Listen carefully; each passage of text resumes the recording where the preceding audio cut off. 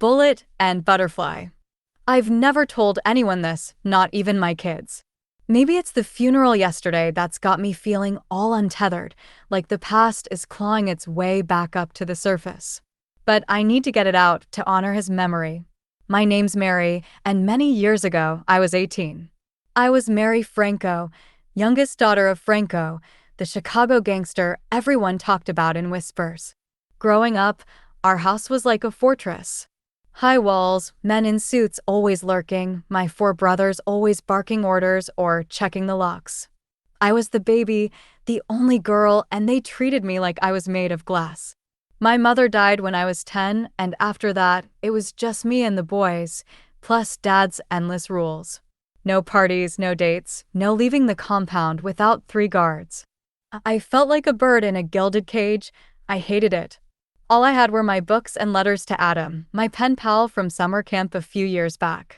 Adam was different. He wrote about stargazing and poetry, about going to college and traveling the world.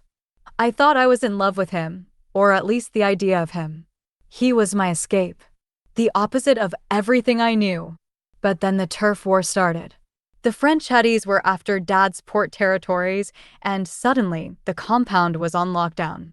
No one in, no one out, especially not me. I hadn't seen the outside world in weeks, and I was going stir-crazy. All I wanted was to mail a letter to Adam, tell him I missed him, maybe hint that I wanted to run away with him.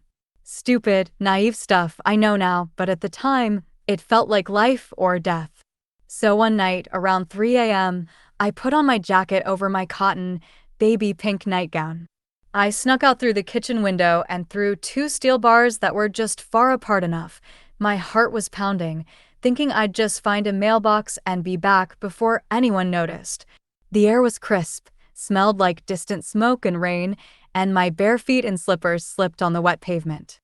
I didn't make it 2 blocks.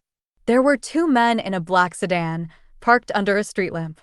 I didn't see them at first, too busy scanning for a mailbox, the letter clutched in my hand.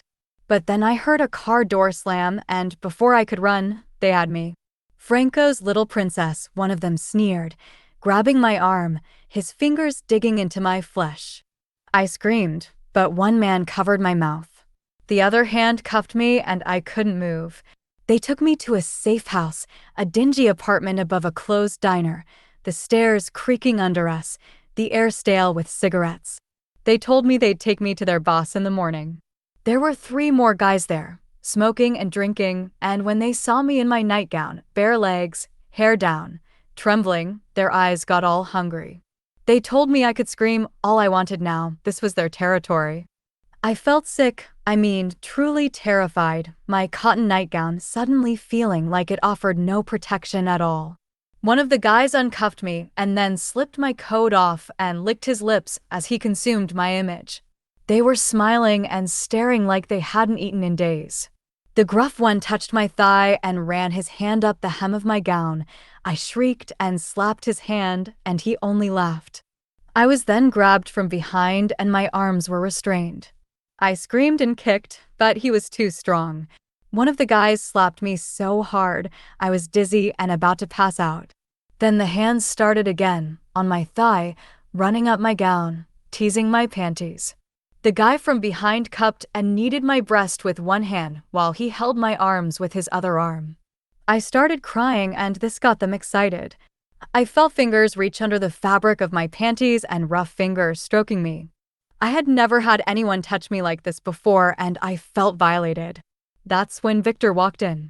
I didn't know who he was at first, just that he was tall, broad-shouldered, with arms like tree trunks and a jaw so sharp it could cut glass. His shirt was off, but he had this quiet intensity, like a storm that hasn't decided to break yet. But when he saw me being taken advantage of, nightgown slipping off one shoulder revealing the strap of my ivory brassiere embroidered with white lace, his whole posture changed. His eyes widened, just a fraction, but I saw it, a flicker of something beneath the hard facade. "What the hell is this?" he said, voice low, almost a growl, and the room went still. The others laughed, said something about taking just having a taste. The guy restraining my arms pulled up the front of my nightgown and said, "Hey, Vinny, take a gander." His hand drew up the fabric over my breasts, and then he cupped one of them over my bra, squeezing one of my nipples so hard I screamed. Victor didn't say anything. He just acted. He grabbed the guy in front of me by the collar and threw him into the wall, the plaster cracking beneath the impact. Then he started swinging, fists flying, each blow precise, brutal. The others jumped in, but he was like a whirlwind, fast, precise, ruthless. I saw him pull a gun from his waistband, heard shots ring out, but all I could focus on was the way he moved, all strength and control, his jaw clenched, the muscles in his arms rippling upon impact. One of the men got a shot off, hit him in the calf, and he stumbled, blood blooming through his trousers, but he just grunted and kept firing. By the time it was over, 3 men were dead, and Victor was bleeding, but he was alive. He turned to me, breathing hard, gun still smoking in hand, and said, "You okay?" Like he'd just broken up a schoolyard fight and not killed 3 men in front of me. I should have been terrified. I mean, he was the enemy, right? A Franchetti killer. But instead, I felt safe, protected. And something else, something hotter that I didn't want to admit even to myself, a flutter low in my stomach, watching the way his chest heaved, the blood trickling down his leg, his hands steady even as they trembled slightly. He grabbed a scarf from the coat rack and made a tourniquet on his leg. He grabbed my hand and pulled me downstairs out to his car, drove us through the city like a man possessed, checking the rearview mirror every 2 seconds. "They'll be looking for us before long," he said. "Who?" I inquired stupidly. "Probably everyone." I nodded, too stunned to speak, my nightgown still damp with sweat, the pink cotton clinging to my thighs. I could feel his eyes on me every time we stopped at a light. Quick, darting, lingering on my collarbone, the curve of my knee, and I crossed my legs, suddenly aware of how little I was wearing, how exposed. That first night, we holed up in a cheap motel on the outskirts of town, the sign flickering vacancy in neon that cast a greenish glow through the curtains. Victor locked the door, dragged a chair in front of it, and started wrapping his calf wound with a new bandage he'd stolen from a drugstore. Minutes before he had told me the bullet just grazed him and he'll be fine. After I took a shower in the dark, I sat on the edge of the bed, watching him, watching the way his muscles tensed when he bent forward, the way his hair fell over his forehead, dark and slightly curly. He looked so incredibly handsome and manly to the young, innocent girl that I was. He looked up and caught me staring, and we both looked away, blushing like teenagers, a nervous laugh escaping me before I could stop it. "You should sleep," he said, voice rough, avoiding my gaze. "I'll keep watch." I didn't sleep though. How could I? Every time I closed my eyes, I saw him killing those men, saw the way he'd saved me, his hands strong and sure. And when he thought I was asleep, I heard him sigh, low and heavy, and then the creak of the chair as he shifted, his boots scuffing the floor. I rolled over, pretended to toss and turn, and whispered, "Victor." He didn't answer at first, but then I felt the bed dip beside me, felt his hand on my shoulder, gentle but firm, his palm warm even through the thin cotton of my nightgown. "Quiet," he said. "It's okay." And then, God, this is the part one can never forget. He brushed my hair out of my face, his thumb grazing my cheek, lingering there, and I turned into his touch without thinking, pressing my lips to the inside of his wrist, tasting salt and gunpowder. His hand froze. I could feel his breath on my neck, hot and uneven, and when I tilted my head up, his lips were so close I could taste the smoke on them, a faint hint of mint from the gum he'd been chewing. "Mary," he said, like a warning.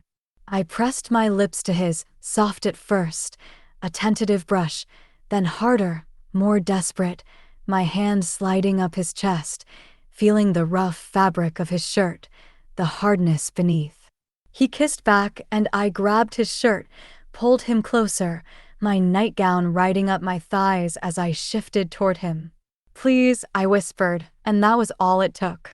He kissed me like he'd been starving for it, hands tangling in my hair, my waist. He pulled me on top of him, his grip of my waist almost bruising. I wanted this, I told myself, and I meant it. I could feel his hardness in the middle of me as I sat on him. It felt like sitting on a log. I never had the conception of something like that before and had no idea how big it could be. I arched into him, gasping into his mouth as his tongue met mine, messy and frantic.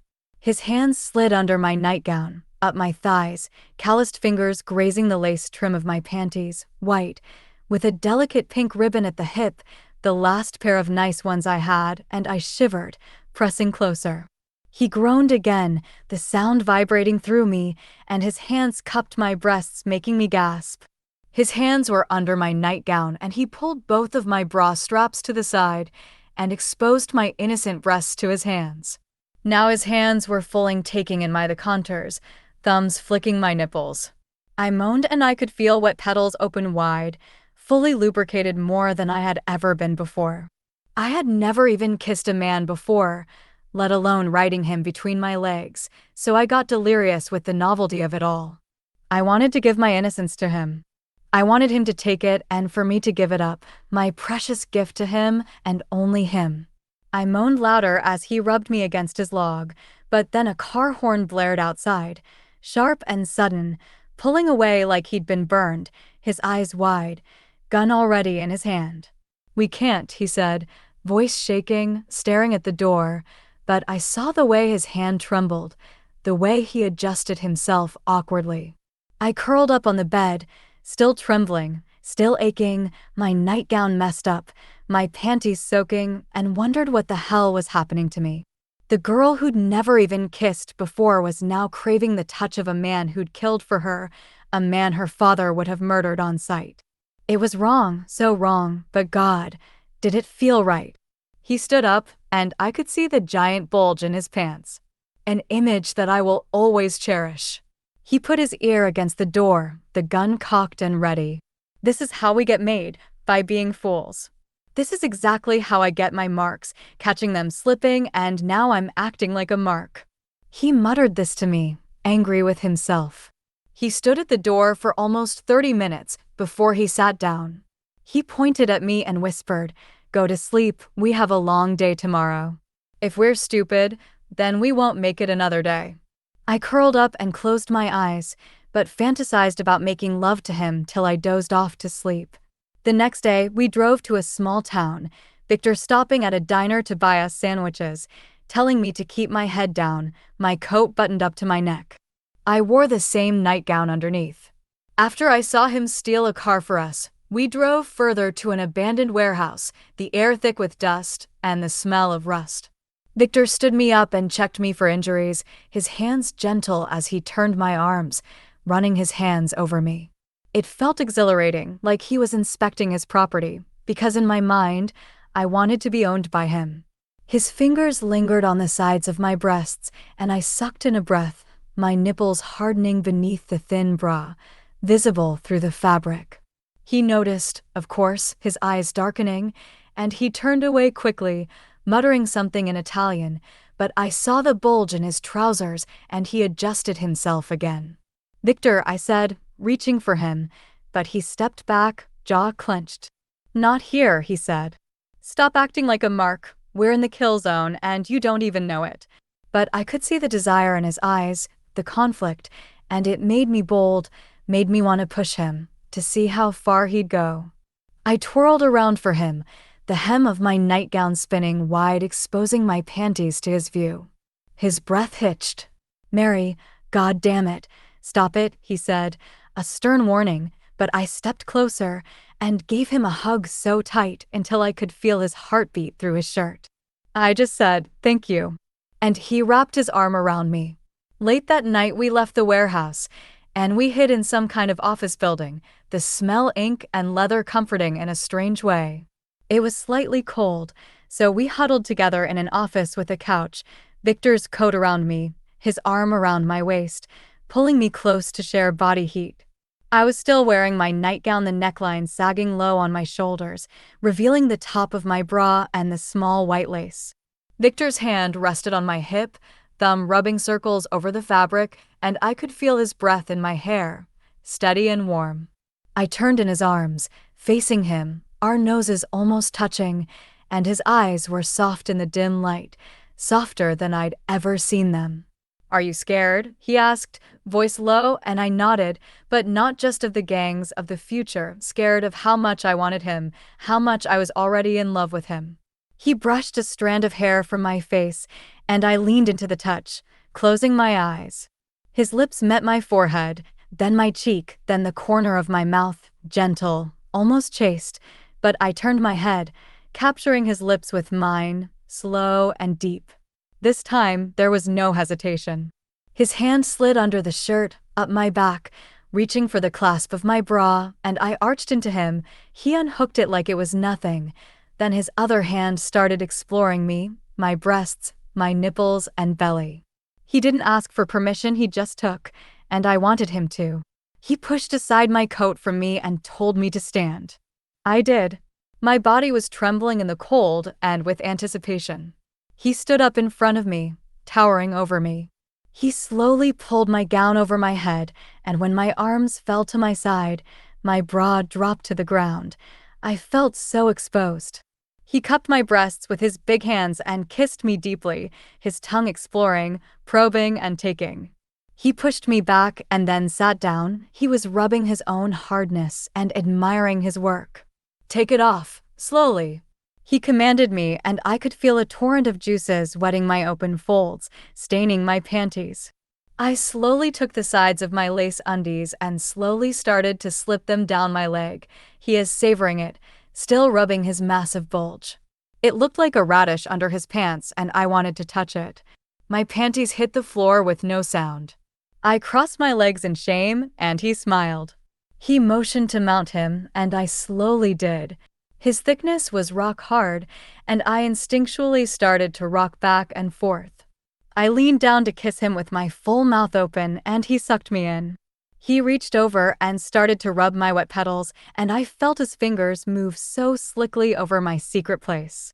Electric shock spasmed my brain as I moaned with pleasure. He pushed me backwards towards his knees and undid his belt and pants.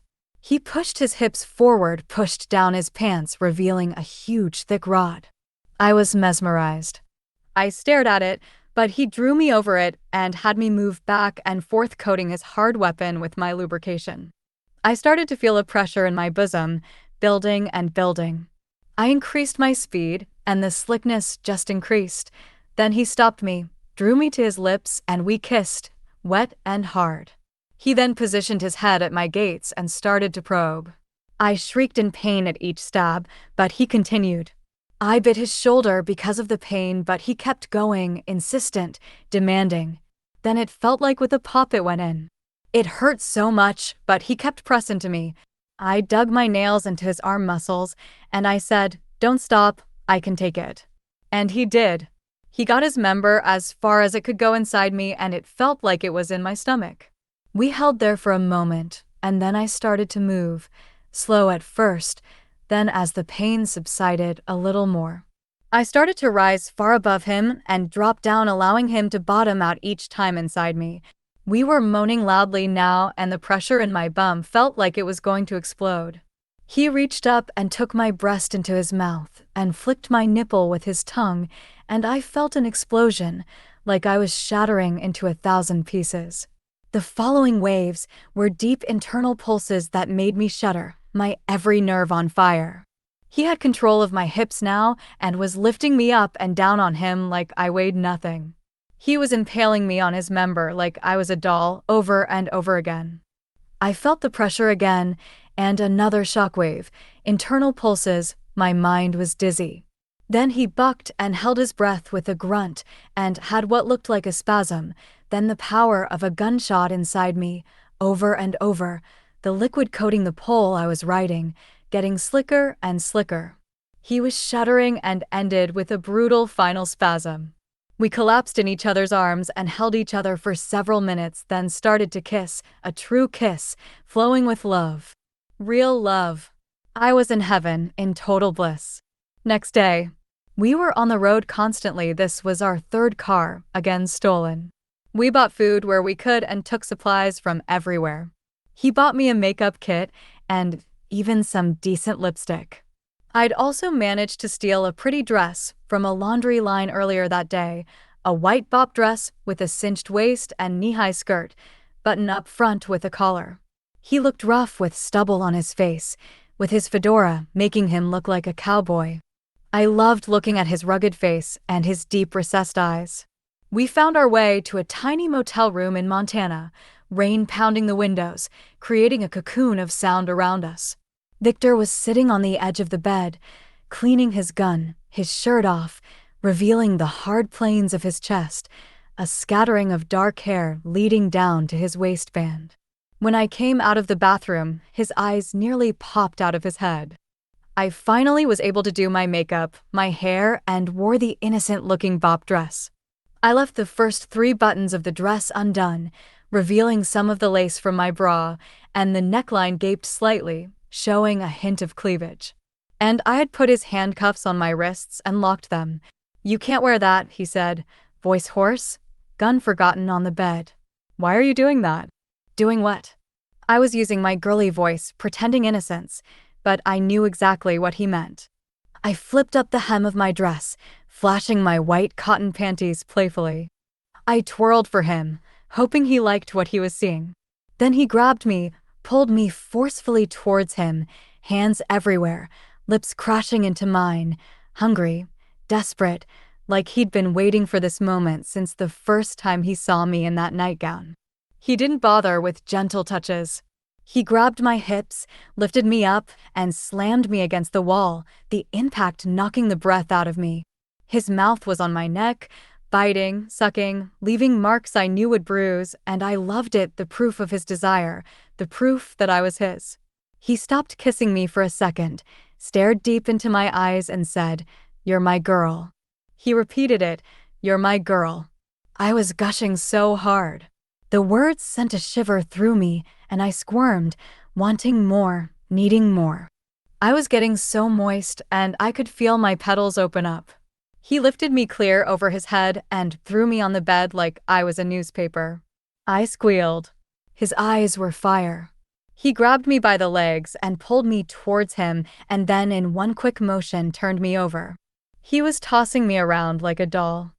I felt like a doll. I wanted him to use me like I was his doll. He bent me over the edge of the bed, which was elevated so my toes barely hit the ground. "Don't move," he said. I was breathing hard and looked back at his eyes.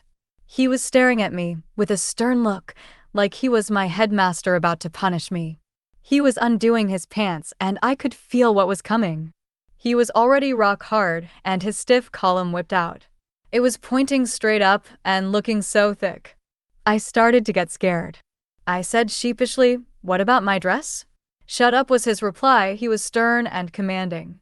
His hands lifted up my skirt over my back. He grabbed my white cotton panties and, with a swift pull, ripped them clean off my body.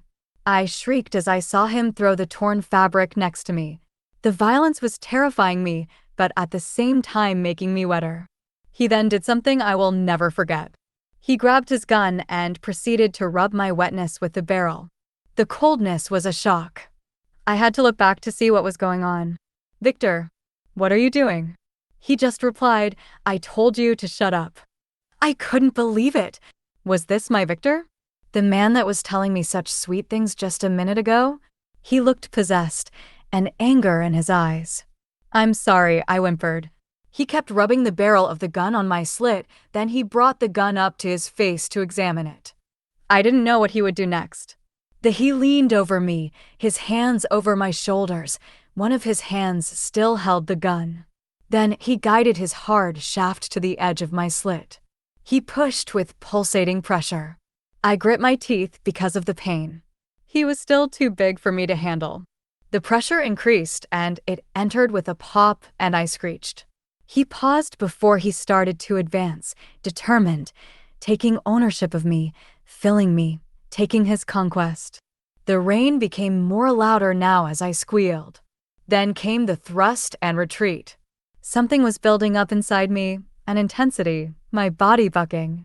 He increased the speed, and I could feel his mouth on my ear. His tongue aggressively pushed into it, and I immediately shattered with the explosive orgasm. The waves came and crashed over and over. I was yelling now, and then came the deep shudders. I couldn't breathe.